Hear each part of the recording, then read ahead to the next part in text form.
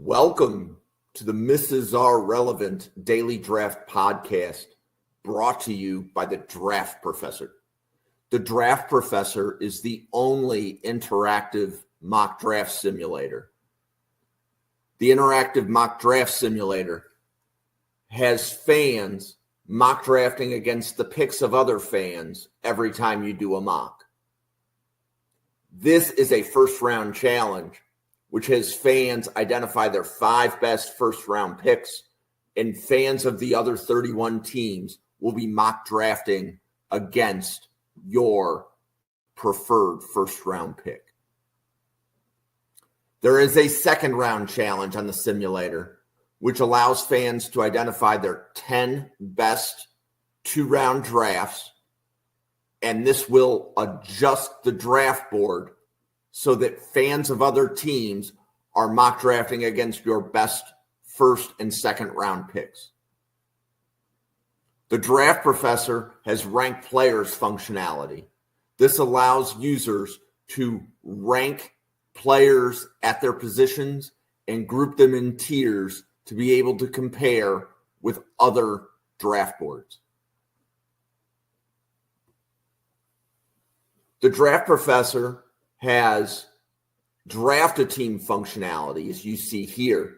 Draft a team allows 2 or more users to each snake draft a 22-player team, and you can use this to identify your my guys or identify the depth of your draft board, and it allows users to do a mock draft a much different way than any other draft simulator.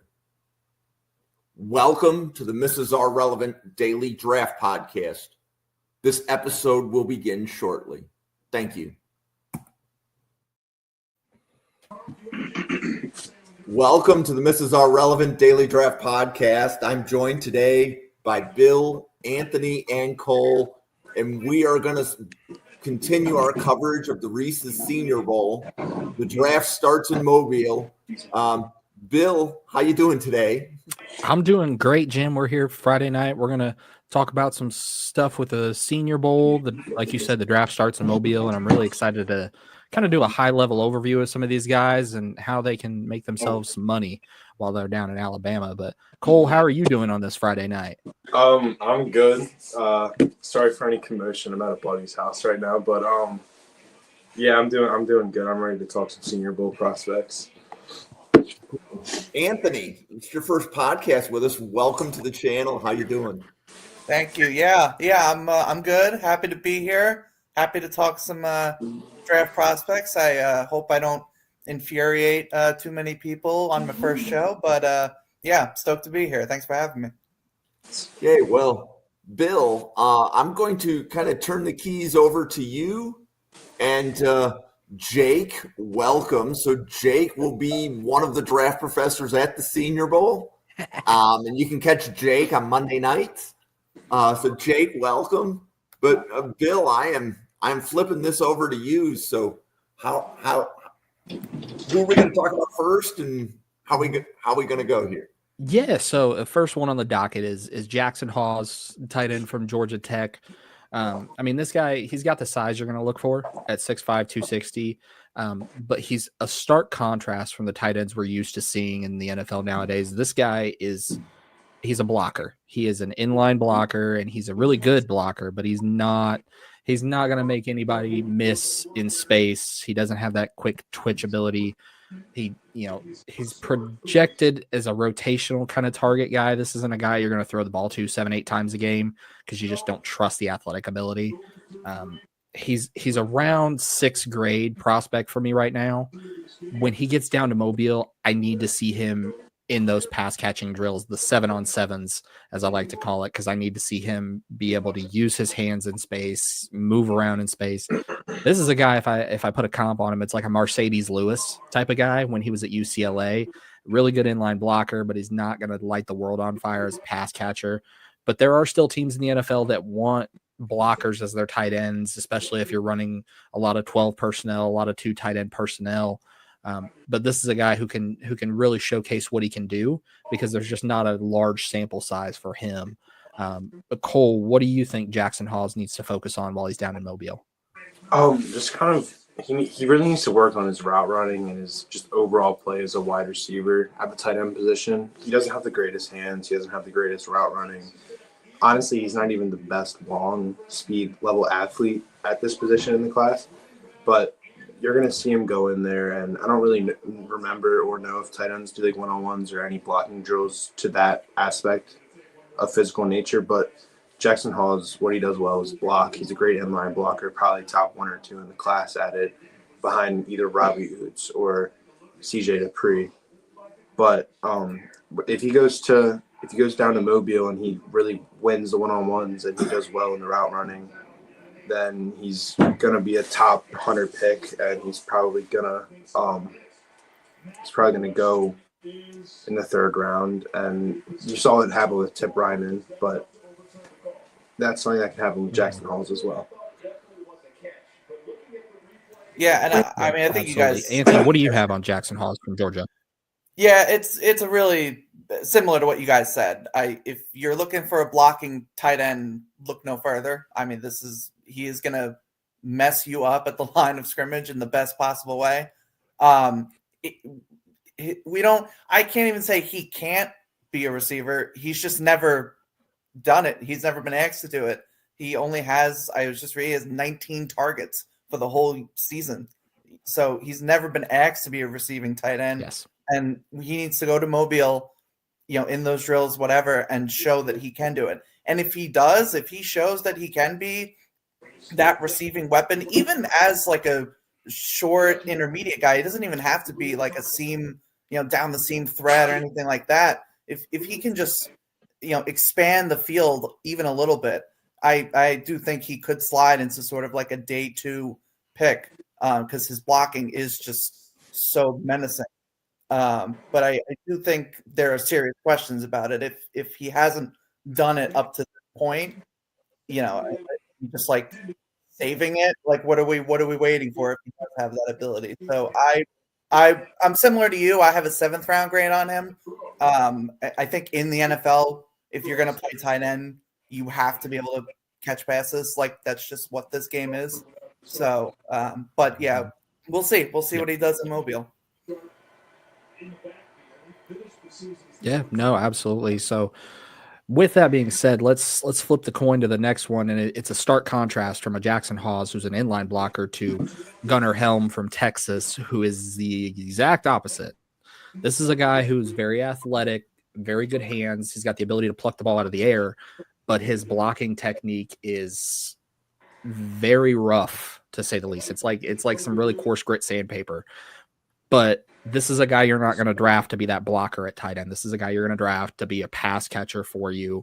I'm higher on him than most. I have him as a round 2 grade. He's my tight end 3 on my big board right now.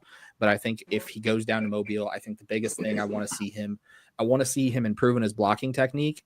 And there's also some questions about his athletic ability and his top end speed. And I want to see those questions kind of put to rest, because on the tape, you don't see a burner.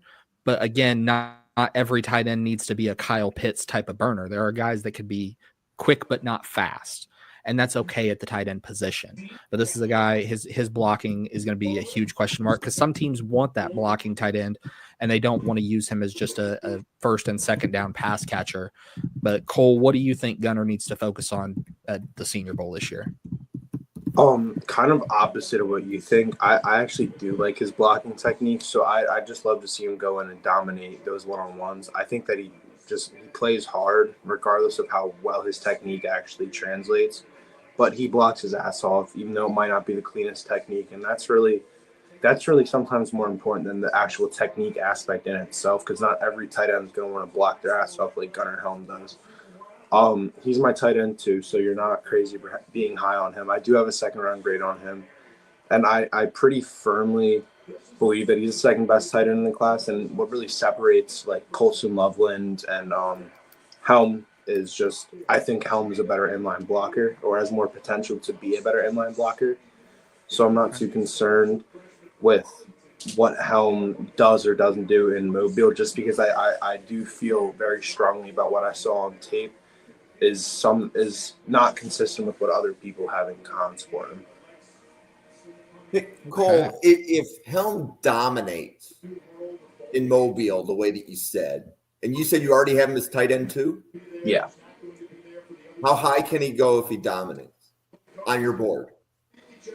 He can probably sneak into that like back end fringe where I have like Alec Manor and Ted McMillan at, kind of like and Cam Ward, that like I have like a late first, early second type grade on them. But if Gunnar Helm does well, he'll jump from that top like 50 to 60 area to like that top 20 to 28.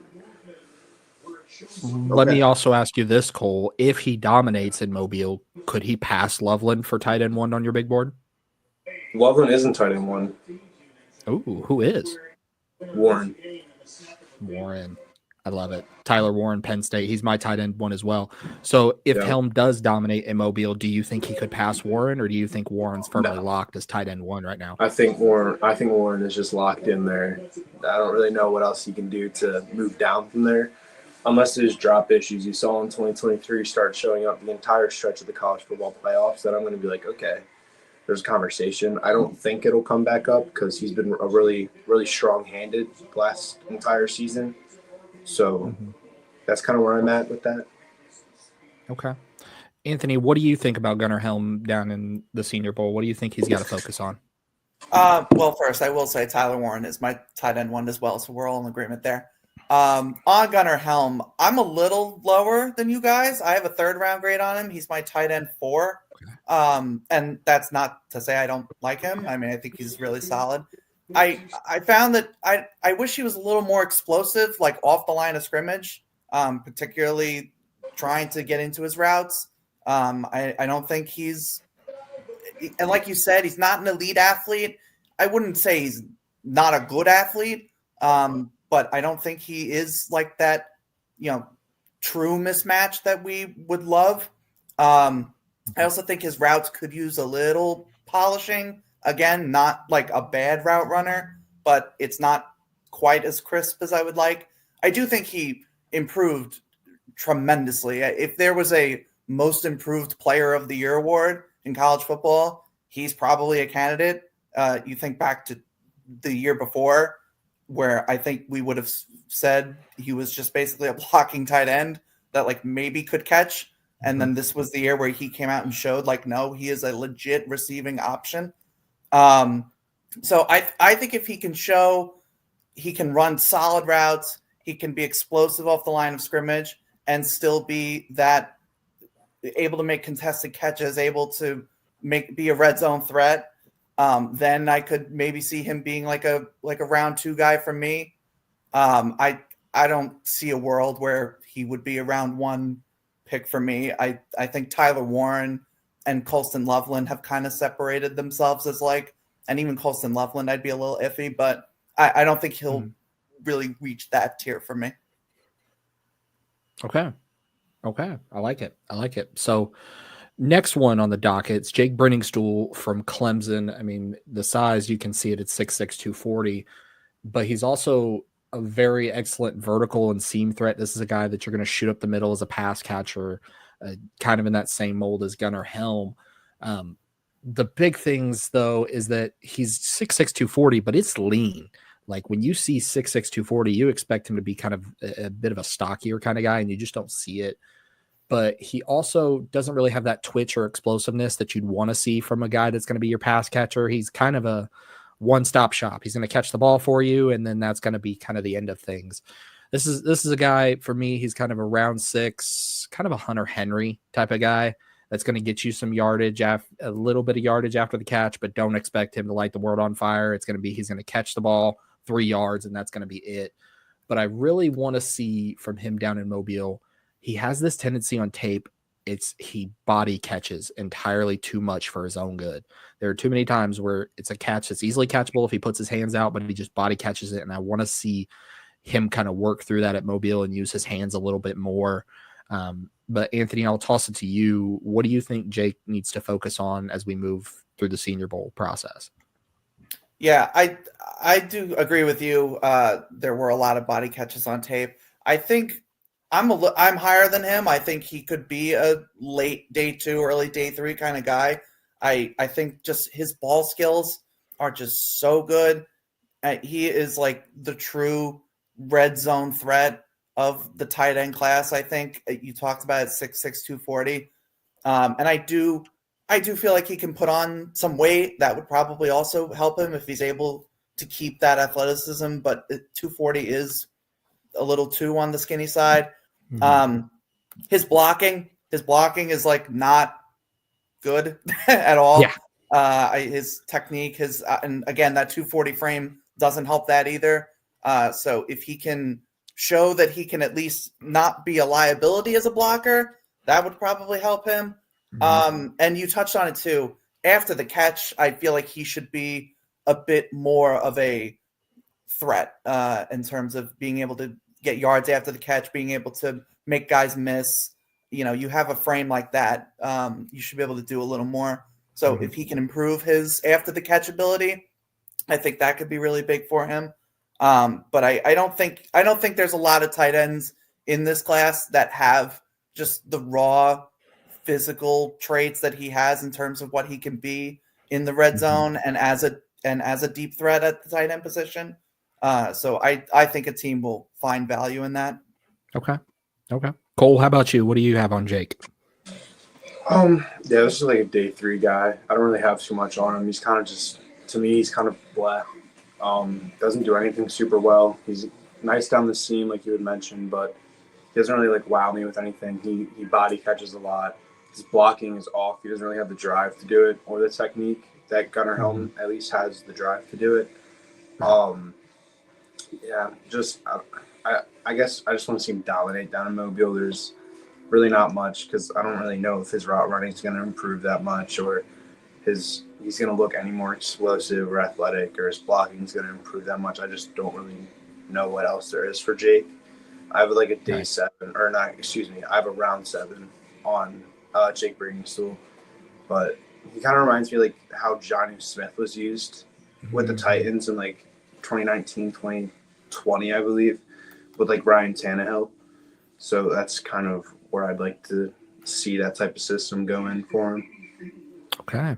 All right. So next on the docket, as we move through these guys, we're going to butcher some names tonight, folks. So just strap in with us and bear with us. Moliki Mataval from UCLA. And this guy has the size and frame. It's stark contrast from what we've talked about tonight. 6'6". I've got him 260. I've seen him 6'6", 250, 260. We're talking 10 pounds. It's a big body guy. He's got that size and frame, but he has the ability to block and he's willing and capable to do it. But I'd like to see him refine his technique in Mobile. Same thing. This is a guy that's going to be that red zone type of guy for you. With that, he's going to be able to box guys out. But this is a guy, when we get down to Mobile, I need to see more from him in terms of his blocking technique. I need to see improvement in his hands. It goes along with saying a lot of the UCLA offensive prospects we've seen over the past few years haven't exactly lit the world on fire. So I want to see him outside of that Los Angeles bubble. And I think he's going to really turn some heads, especially when he walks onto the field and you see this guy. But he's a round 6 guy for me right now. And if I had to put a comp to him, it's kind of like, Cole, you're going to love this one being a Panthers fan. It's a Tommy Tremble type of guy. This isn't going to be, your tight end 1, maybe even your tight end 2 right now in his current state. But if he goes down to Mobile and shows that he can either be a really good blocker or a really good pass catcher, I think teams are going to look and see a guy with this size and be like, let's bring him in and let's see what we can do to develop him. But in his current state, he's about as raw as gas station sushi, if I had to say it. But Cole, with that being said, since I talked about the Panthers, I'm going to turn the floor over to you. What do you see in Mataval, and what do you think he needs to do down in Mobile? I'd just love to see him. It's going to be a familiar or kind of a common thing I say with a lot of the tight ends is I want to see their receiving game develop. He hasn't even had 1,000 yards through 4 or 5 years in college, so production's a problem. He hasn't had more than 3 touchdowns in a season, which is a problem. He's a big body. He has that Gunnar Helm type of I want to block and I want to beat you with physicality, but the technique's not there, so I want to see that improve as well. I have a priority free agent grade on him, but I will say I do like the Tommy Trumbull shout for sure. Absolutely. Anthony, what do you have on Mr. Mataval? Yeah, it's weird with him, honestly, because he is like 6'6", 260, 263, whatever the official weight is, but like everything about him is a tight end that's like 10, 15 pounds lighter. The way that he is able to move as a receiver, just the way that he plays is like somebody that is not 263, and I think that's both a good thing and a bad thing, because I do wish for a guy that is that big, he isn't overly physical. He isn't able to physically dominate both in the run game as a blocker and in the passing game as a receiver. And so I almost just want him to go to Mobile and somebody just tell him, like, you're 260 pounds, go out there, move some people and box people out and be a dominant force. I don't really know why he's not doing that. I do also think we touched on like the stats and stuff. UCLA's entire offense wasn't exactly a breeding ground for gaudy passing numbers, so I'm not going to totally blame him for that. But it is a concern that, again, somebody that physically imposing just can't go out there and just dominate. So I'm a little higher on him again. I would say like early day 3. I think you can take a chance on him, develop him, because you have to love the athleticism and the movement and the fluidity that he has for somebody so big. I think that's definitely something an offensive coordinator could work with. So I would be into him around like 5th round, adding him to the roster. Absolutely. Love to see it. So next one on the docket is Terrence Ferguson from Oregon. And obviously when we look at Oregon this season with Dillon Gabriel and that passing offense, they've kind of lit the world on fire. Terrence Ferguson's been kind of at the head of that. This is a guy, he's got that size that you look for, 6'5", 6'6", that 250 to 260 range. So you don't have to necessarily worry about size concerns with him, but he really does have really good hands and he can pluck the ball away from his frame pretty consistently. The big things that I want to see him work on down in Mobile is he has a tendency against stronger edge defenders in maintaining his blocks. So I'd like to see him work on his overall technique, his ability to maintain those blocks.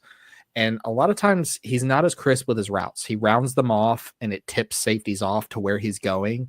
So I'd like to see him in that sort of aspect. But this is a guy I've got him right at the start of day 3. Round 4, round 5, right in that range. But if I had to put a comp to him in terms of his play style and what you're going to get out of him on the field, it's Mark Andrews from the Ravens in that same style. This is a guy who's very sure-handed. You're not going to worry about him dropping a lot of passes. He's got some juice to his game, but he's not going to light the world on fire in terms of his speed or his athletic ability. But Anthony, what do you have on Terrence as far as what he needs to focus on in Mobile?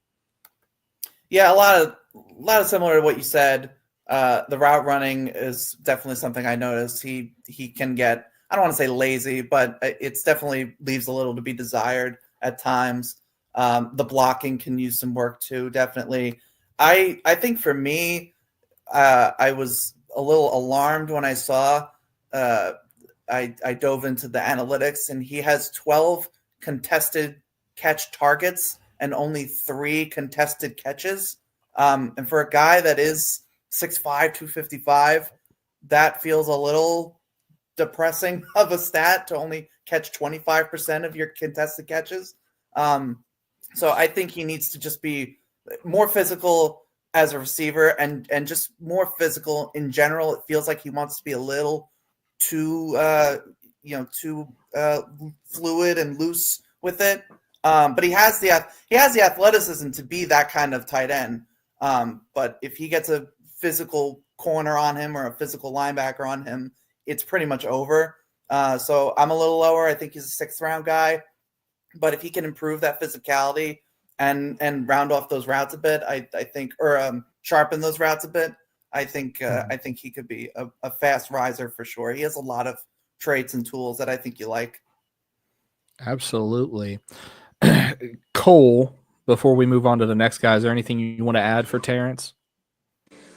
Yeah, I'm a little bit higher on him than it seems like everybody that I've talked to is I have a round 3 on him, and it's like a very not so sure. Like I could move him up with a good performance into round 2. I love his mentality. He has super strong and surefire hands.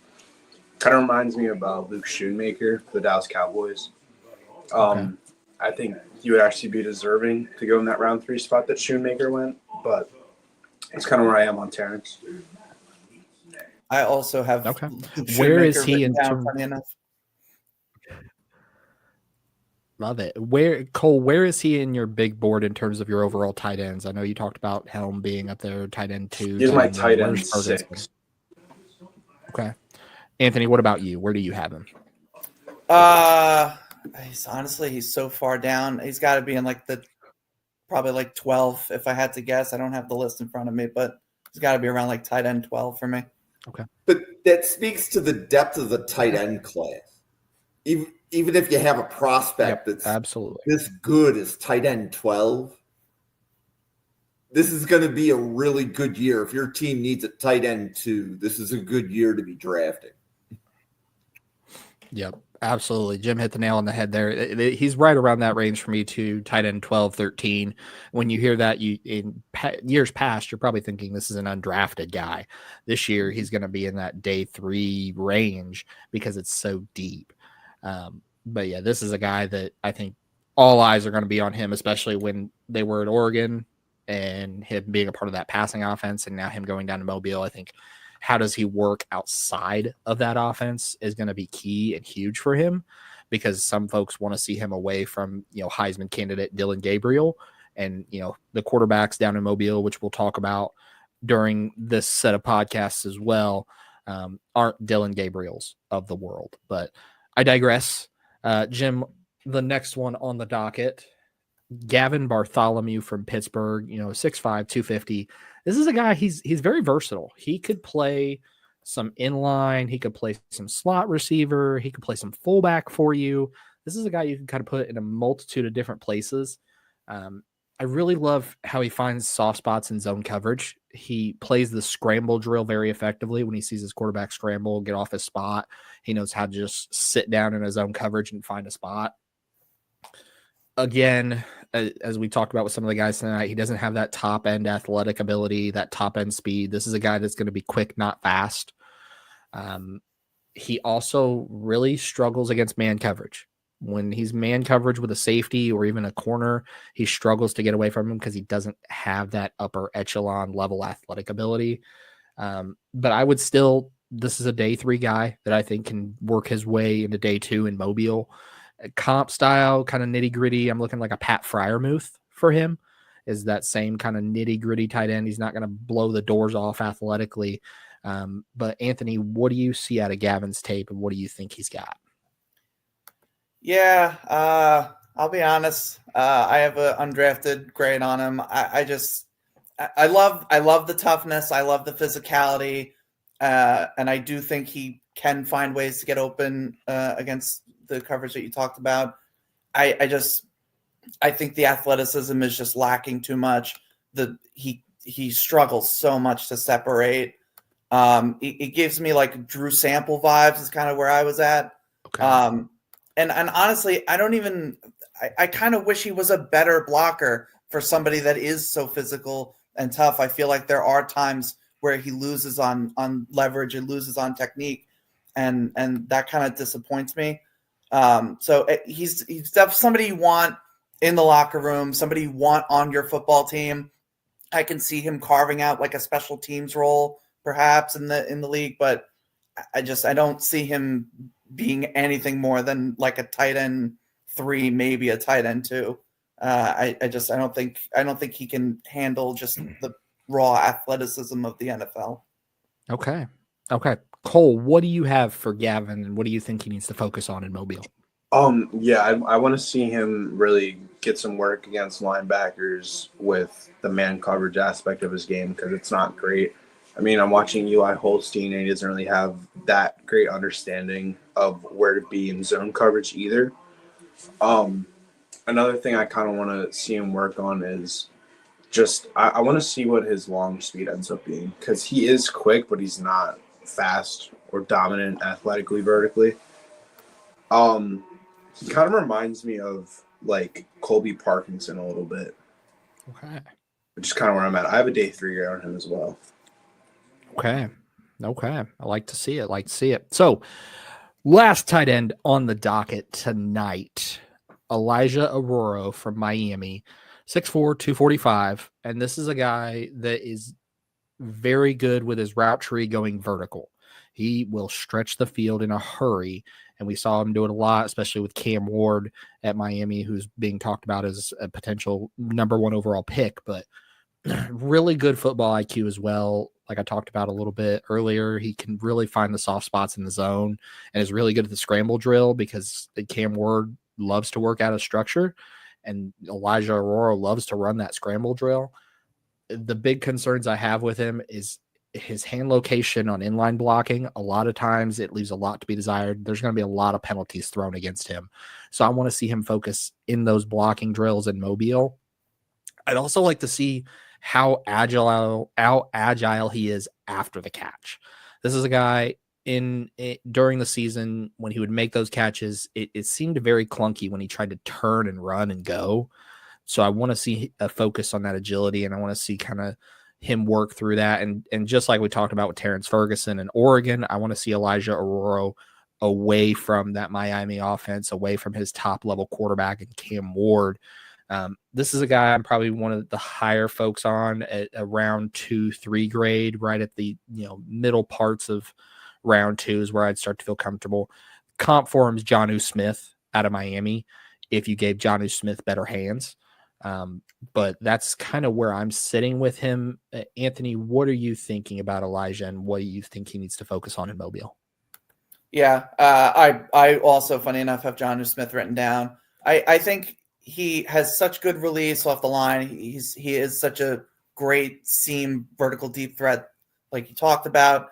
I think if he gets pressed on the line and jammed up by some sticky man cover corner or whoever, he's pretty much a non-factor on the play. He needs to be able to handle that. So I think if he goes down to Mobile, works on his just releases and being able to handle man coverage in general, I think that could really help him out, especially because he is an undersized guy. So the key with him is getting him open, being able to use his athleticism. He doesn't really block well. So blocking, I feel like that's a common theme with a lot of these guys, but just being able to provide something as a blocker, teams value that. So being able to do that is important.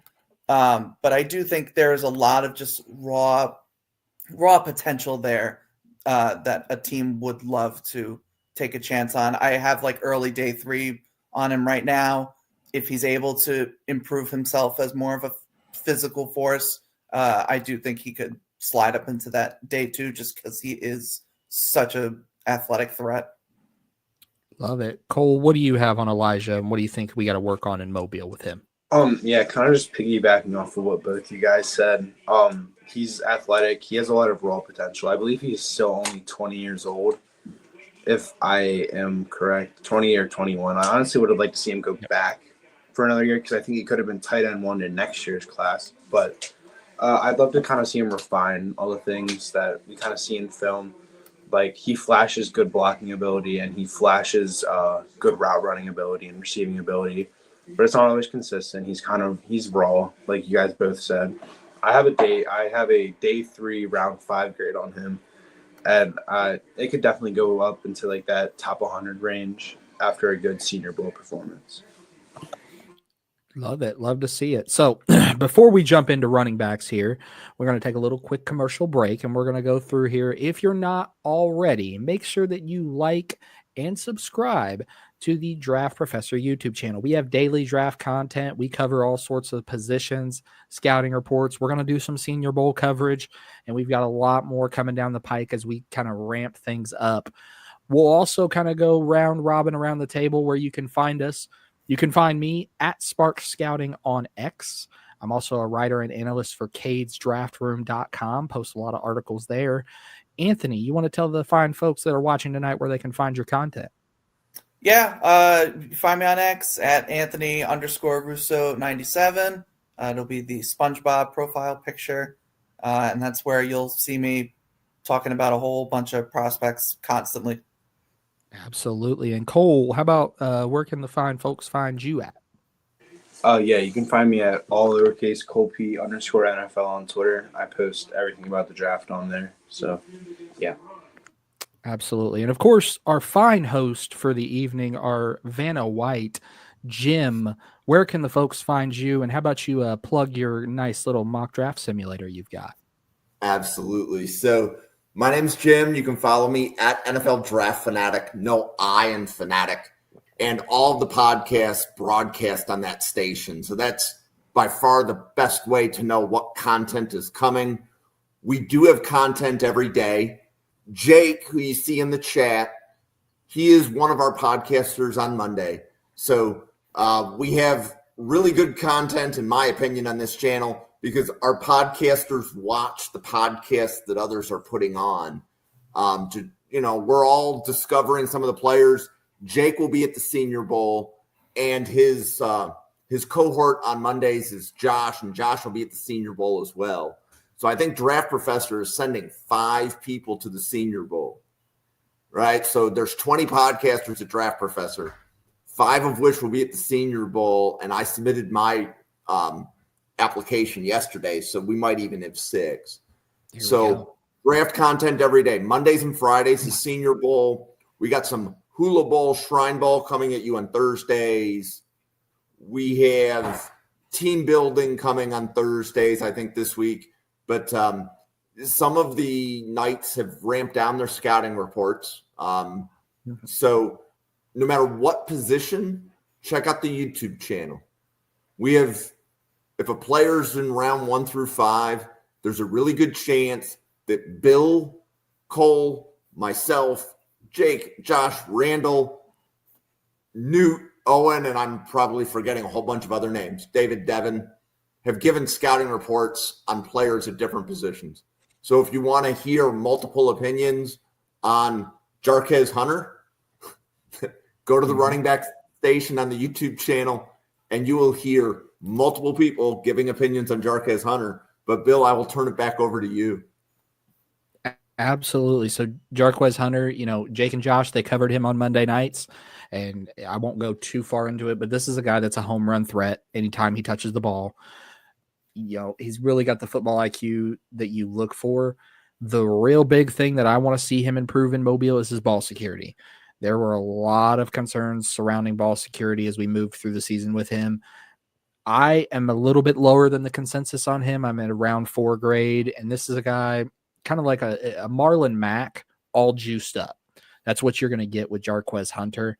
But I really want to see him walk into Mobile and walk by Jim Nagy's office Monday morning with a football in his hands and just carry it around all week long in Mobile. That's what I'd like to see, and I'd feel comfortable with that. But Anthony, what do you see from Jarquez, and what do you think he needs to work on? Yeah, I think you hit the nail on the head. It's ball security, and spoiler, he is not going to be the last person that we are going to talk about ball security with. But yeah, I'm a little disappointed, I guess. I don't think he's as explosive and fast as I kind of was hoping for when I watched him. I do think he's great contact balance. I really think he has great lateral agility when he makes his cuts. And I think more so than most running backs on this list that we're going to talk about here, if he didn't play well, Auburn didn't play well, he was carrying that team all year long. So you kind of have to, recognize that when you look into his tape a bit and understand that teams were game planning for him more so than anybody else on that offense. But yeah, I'm a little left to be desired in terms of just his pure athletic ability, I think. I also want to see what exactly he is as a receiving threat, potentially. He made some plays out of the backfield as a receiver, but it wasn't really like a main focal point of his game. So I'd like to see how he does as a receiver. But there's definitely stuff to work with there. Definitely stuff that teams are going to gravitate towards. I would be comfortable probably as like an early day 3 guy at this point. But there's a lot of things that he can improve on, even just in Mobile, that I think could propel him up. Absolutely. And Cole, what about you? What do you think Jarquez needs to work on as we move through the Senior Bowl week? Ball security. It was a problem. That's the thing that pops out on tape is he can't really hold on to the football, and it needs to improve. And hopefully, it improves come time for the Senior Bowl. I really like his 3-down back ability. He can block. He can block really well. And then going away from just like the extra stuff, pure running, he can take off just like that and score a touchdown on your team. He is fast. He has short burst speed. He hits gaps really well. He has really good ball carrier vision as well. But yeah, overall, I kind of want to see him improve as a receiver and with his ball security. Love it. Love to see it. So next on the docket for us is RJ Harvey from UCF. And this is a guy, we've talked about him on the channel here. And like Jim talked about, if you haven't, go back and check out Monday Nights with Jake and Josh. One of our fellow podcasters has him as RB3 of this class. I am not sold on that. I think that's a little high for my like, but this is a guy, he, again, big play threat. You don't have to worry about ball security with RJ Harvey. This isn't a guy that's going to put the rock on the ground. But I will tell you, he does a little bit too much of ballet behind the line of scrimmage. I'd like to see him plant his foot and just go. And sometimes he's just dancing back there, waiting for a hole to open up. But I'd like to see him just hit the hole and go. This is a guy I have a round 4 grade on. I think he can definitely improve in Mobile. I want to see him work on that vision. When he sees a hole, hit it. If it's not there, hit something. If there's not a hole there, make a hole, get skinny and go. In terms of play style, in terms of that big play threat, a little bit physical, I kind of compare him to kind of like a Mark Ingram style when he was at New Orleans, not when he was in Alabama. When he was in Alabama, he was very physical. In New Orleans, it kind of changed up a little bit of what he did. But Cole, I'll turn it over to you. What do you see in RJ Harvey, and are you as high as our fellow podcasters at RB3? Yeah, he is my RB4 actually, so close. But I love his vision and his burst. His short area burst is probably the best in the class next to Genties. He can just take off, hit a hole, and take off. There was a play against, I want to say, Iowa State, and it was just power, and he took off and took the ball for like 50, 60 yards, and really showed off that long speed. I kind of just want to see him dominate again. It's a theme with what I have to say about these prospects that I like. I just want them to go out and prove against good competition over and over again that they can win those reps and project well to the NFL from there. Okay. Anthony, what about you? Are you as high as everyone else on RJ Harvey, or are you with me kind of in the day 3 range, or am I the high variance outlier here?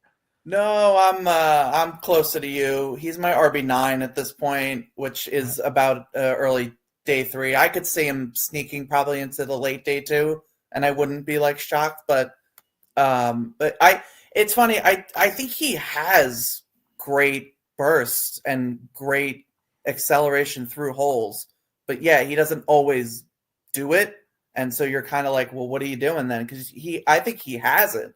I think he's one of the better home run hitters in this draft class of running backs. But I do wish he could just commit to it, because I do think he is so good at it. His pass protection is a liability. That's definitely something I think he needs to work on. And just his overall, I don't think he has bad contact balance, but I do wish he could break out of more tackles than he does, just with physicality rather than just trying to be just faster. But I think there's a lot. I think there's a lot to like, but there are just key things that I think he needs to work on if he's actually going to be a 3-down back potentially in this league. But yeah, I think you can't help but watch him and just not love some parts of his game. So absolutely. Absolutely. So the next one on the docket, and we'll kind of talk about these two guys next together because they go hand in hand, both of the running backs from Michigan. First up is Donovan Edwards. This is a guy who's got really good size, 6'1", 210. He's got some good patience and vision, a good football IQ. The big thing, there's durability concerns, and I say that with air quotes, concerns for me, because there's a lot of nagging injuries that just seem to kind of like pile up on him, and it's just small things. Miss some time here, miss a game here, and it's a cause for concern for me. And then he also just occasionally just doesn't trust his eyes. He doesn't trust his vision and hesitates in the backfield. And for me, this is a guy I've got in that round 4 to 5 range, but I want to see him, trust his eyes and trust his skill set. Just trust in himself, because right now in his current state, he's kind of a Robin to someone's Batman. My comp for him is kind of like a Devin Singletary. This isn't a guy you really want to trust to be your RB1, but he could be a really great RB2 for somebody. But Cole, what do you have on Donovan Edwards out of Michigan, and how do you feel about him down in Mobile? He was a big faller for me. I was relatively high. I had about a round 4 on him in summer scouting, and then now he's kind of that like round 7, just completely late day 3. It's the injuries followed by Kalel Mullings came out of nowhere and just kind of snagged his chain off of him. And it's just concerning that someone that was unknown kind of just came in and took the presumed starter, like cover athlete on NCAA football level player, and just took his carries and is the better running back between the two. It's just a problem. And with the injuries and then you don't really see that athletic burst on tape that you would like to see from him. And I know he had the ACLs, but it kind of just comes down to all those things combined really do scare me with Donovan Edwards. And I really don't know what he can do better to rise up my board. Okay. Anthony, how about you? How do you feel about Donovan? Do you think there's any wiggle room on the board, or is this kind of what he is?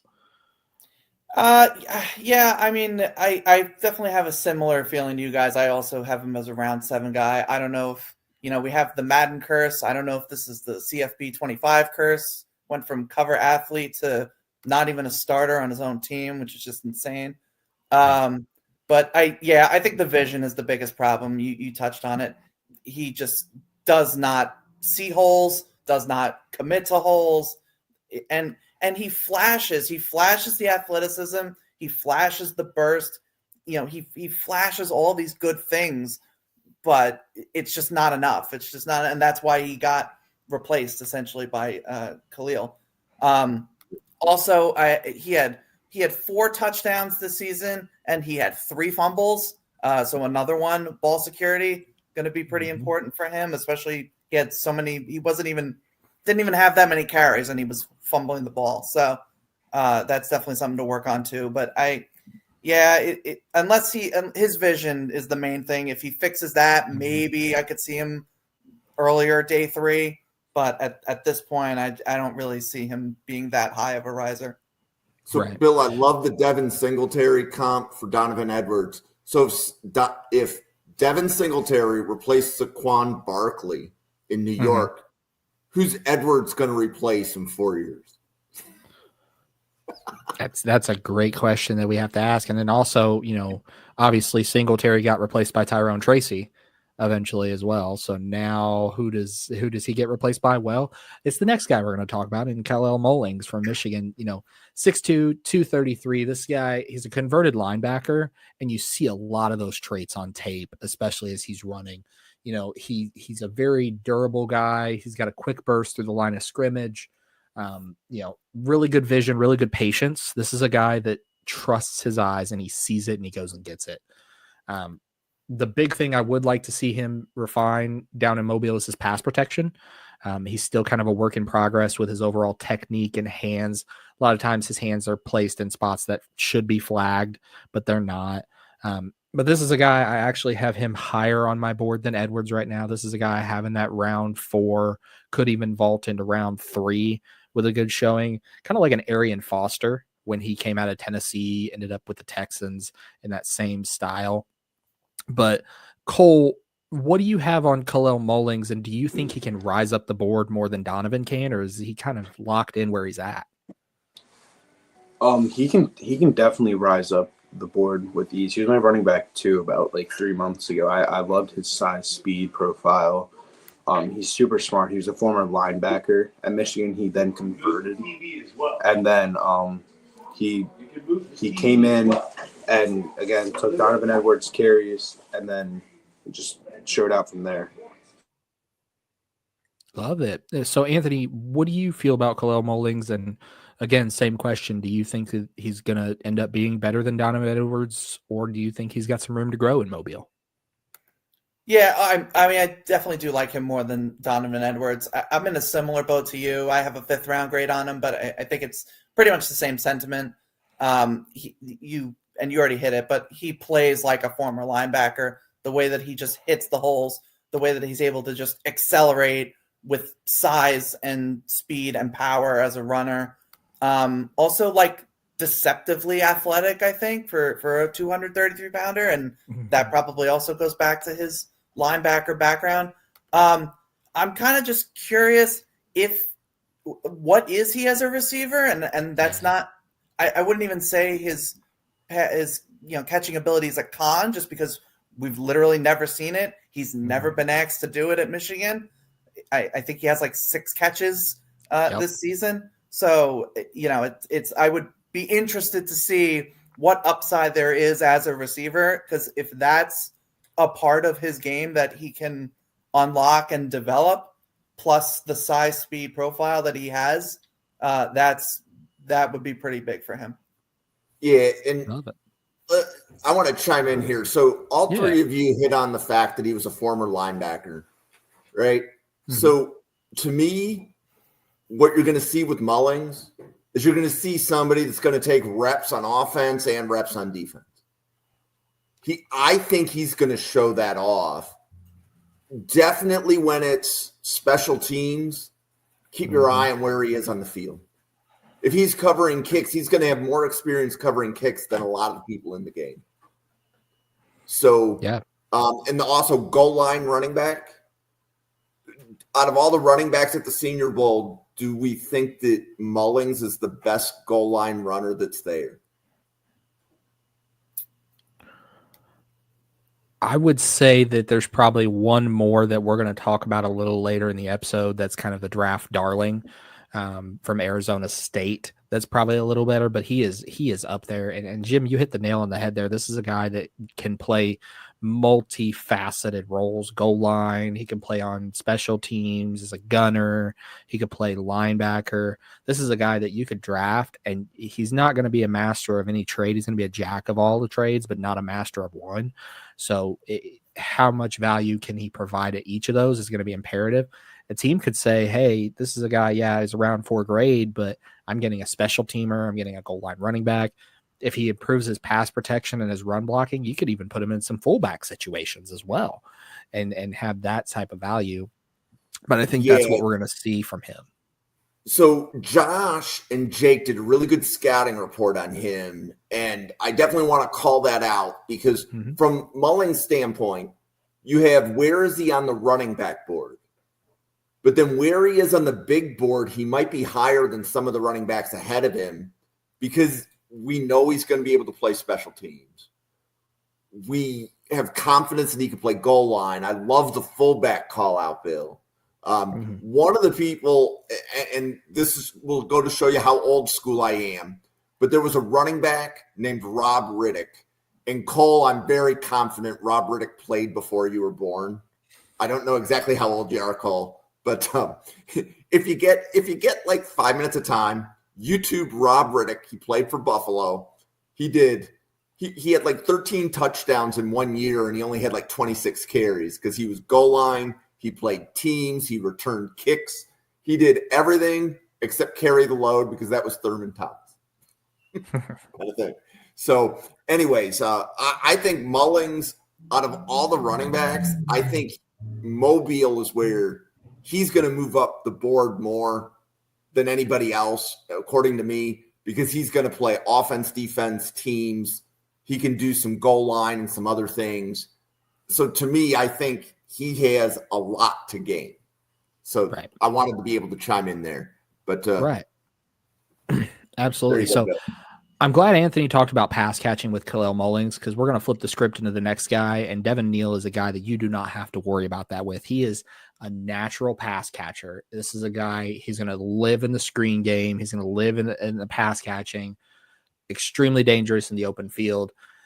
Obviously at 5'11", 215, that's what he's listed, but he looks a lot slimmer and a lot smaller in some games that he plays.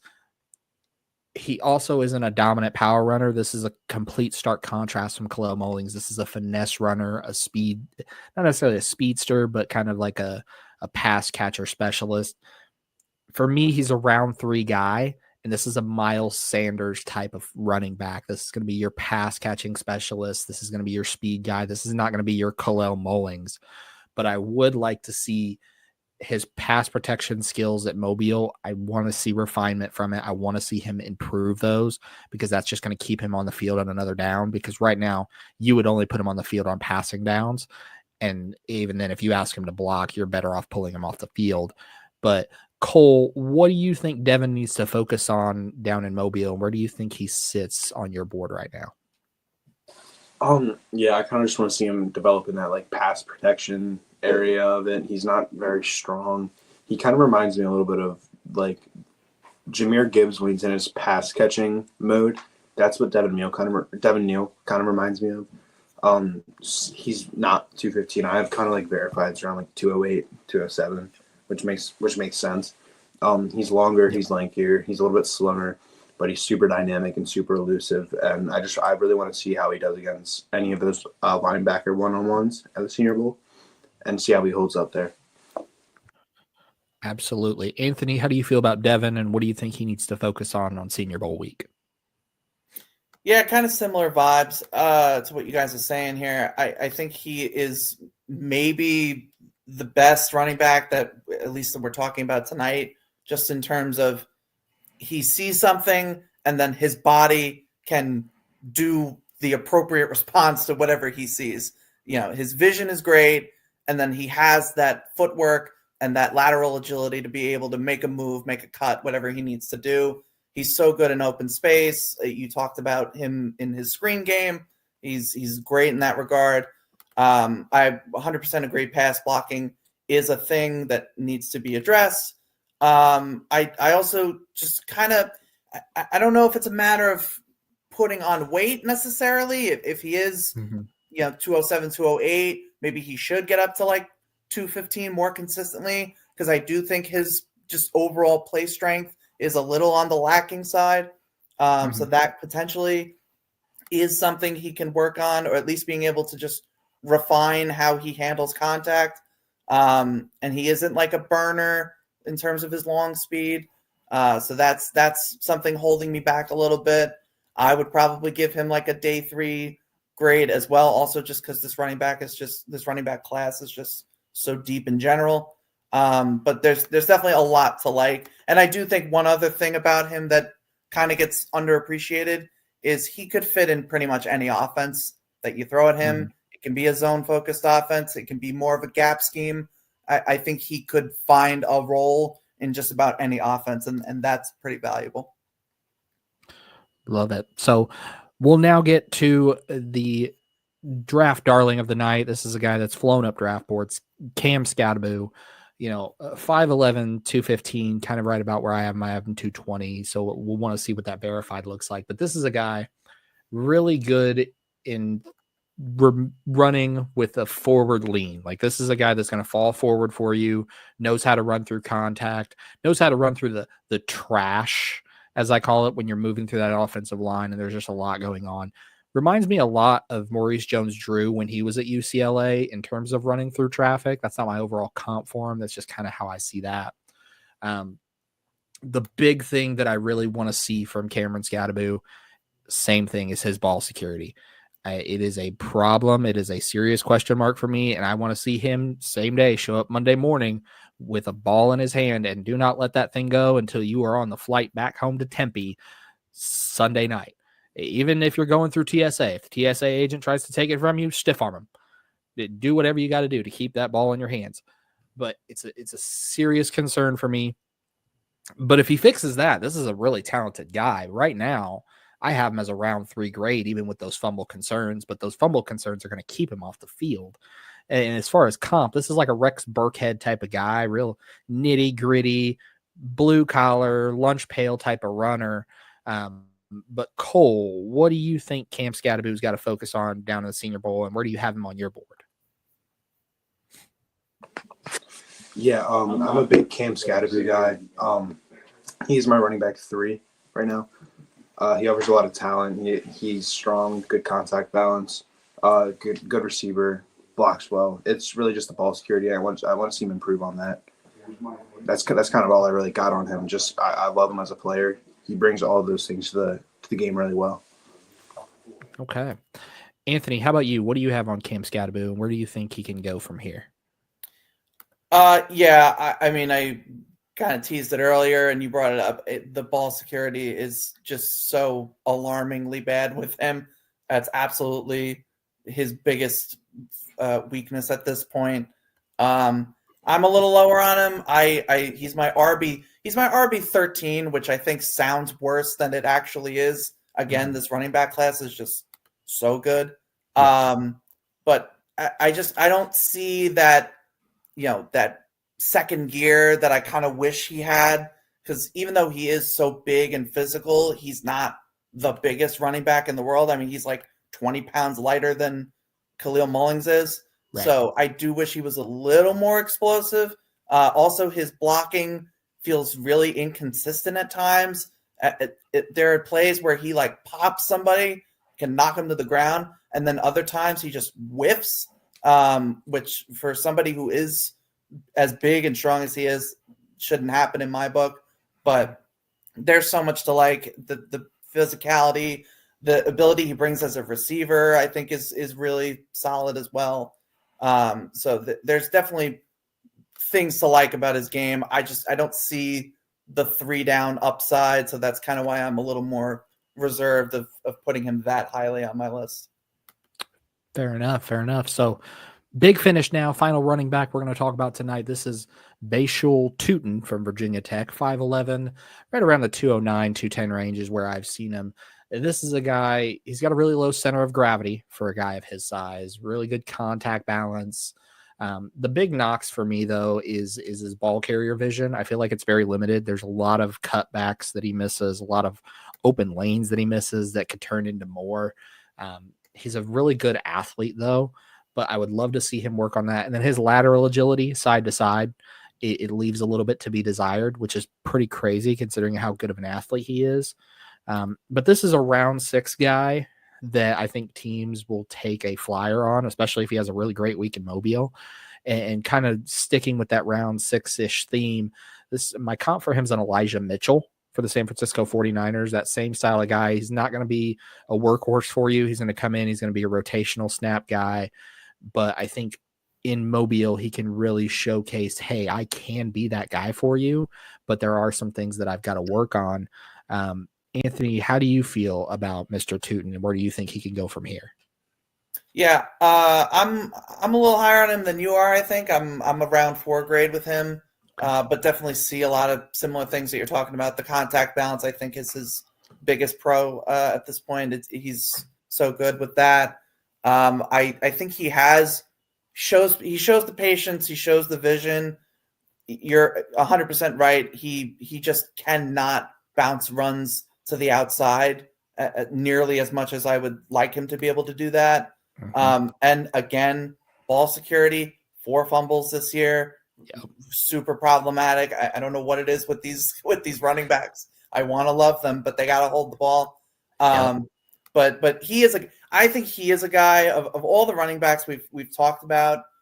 I definitely think he is one of the top 2 or 3 guys that really can shine in Mobile. If he shows he's improved on the ball security, if he shows that he can add more of a lateral agility and being able to bounce outside, add that to his game, I think he could be a fast riser, because there's a lot to like about his game.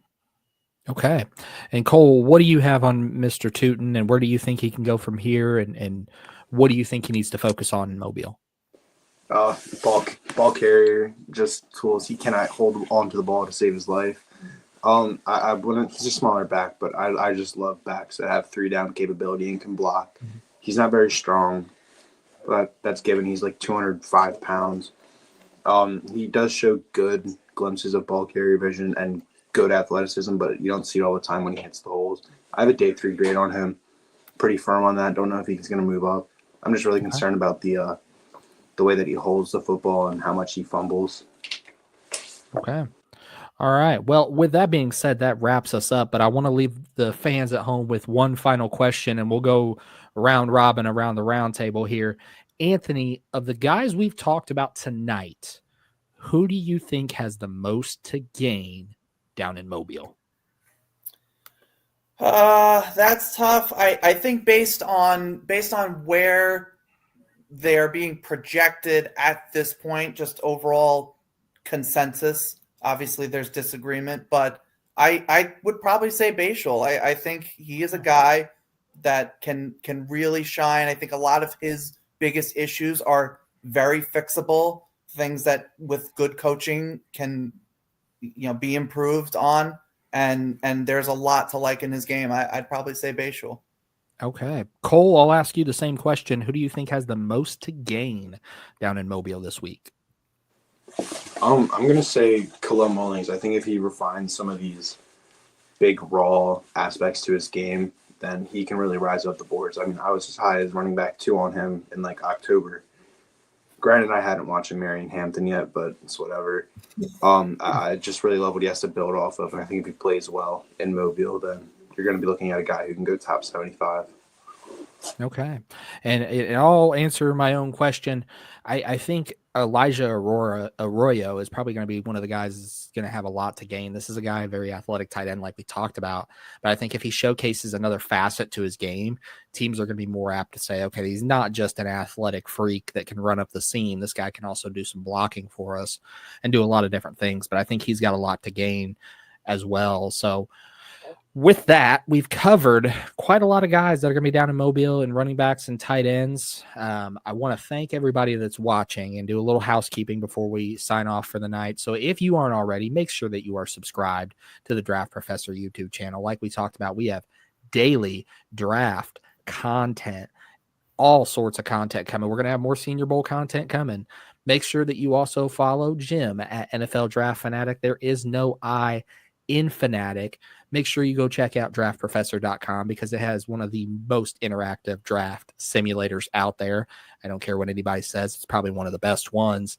Make sure you follow Anthony on X, Anthony_Russo97. My co-host Cole Plant at ColeP_NFL, all lowercase. You can also find me on X at Sparks Scouting, as well as at CadesDraftRoom.com.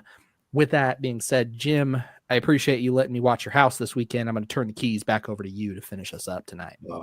Did a good job, Bill. So I appreciate you doing that. And this was definitely an experiment, but I thought it went quite well. So for everybody watching, like Bill said, hit that subscribe on YouTube, hit the like on YouTube.